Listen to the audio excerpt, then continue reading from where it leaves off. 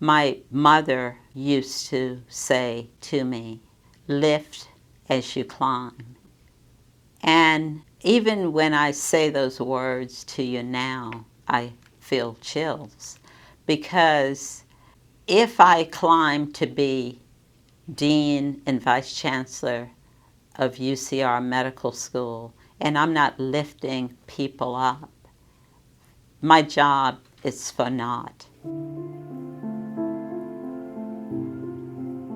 My parents were farmers, and we didn't have access to health care, and we experienced those social determinants of health.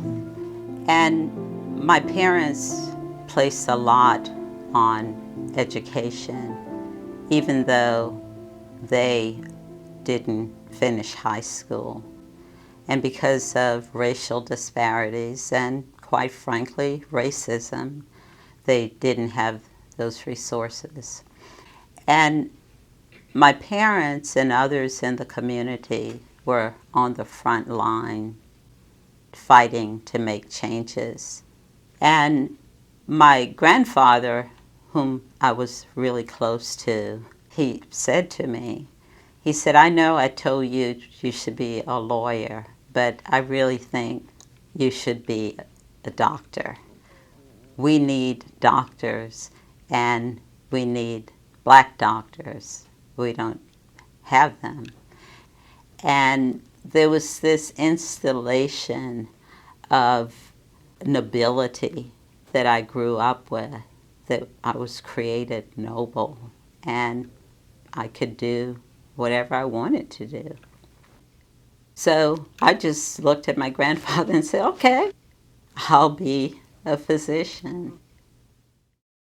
And I look forward to seeing where this journey will take you. You are the future of the biomedical sciences and translational medicine. Congratulations and welcome back to UCR.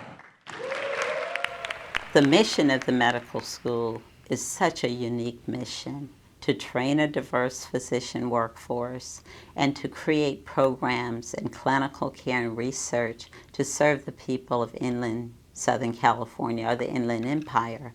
And you know that within the Inland Empire, we have a shortage of physicians. We have about 35 primary care physicians to a population of 100,000. This school's mission so aligned with my values of what I wanted to do and what I was trained to do as a child growing up in rural South Carolina. And I wanted to make sure that we reflect the community that we serve. So this is not about me, and it's not about any one person. It's about raising generations and raising people up to embrace social justice and to become staunch about changing things to make a difference. And how do you do that? You enroll students who are passionate about social justice and passionate about service.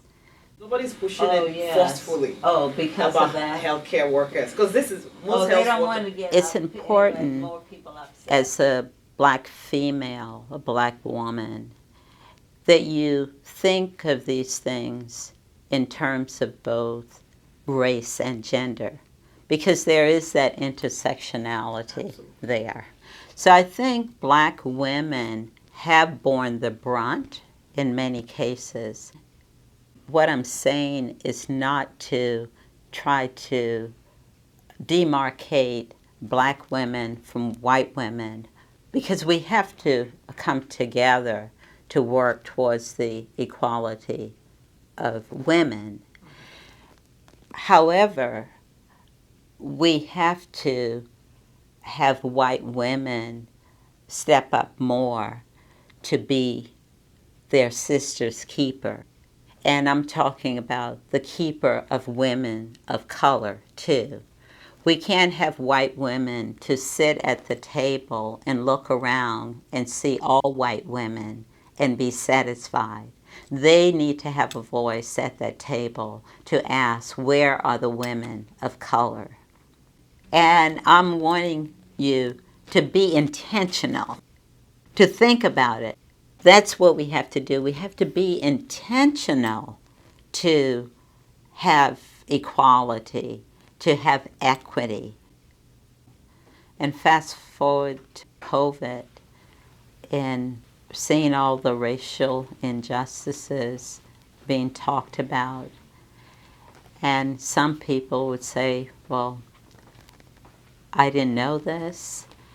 Some people say, COVID caused this. We know COVID didn't cause it. It revealed it.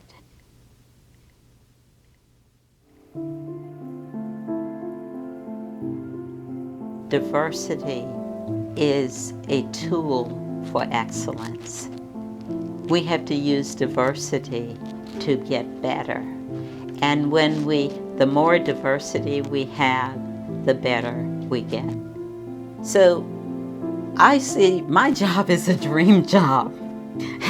And this dream job, sometimes I just think about what else can we do?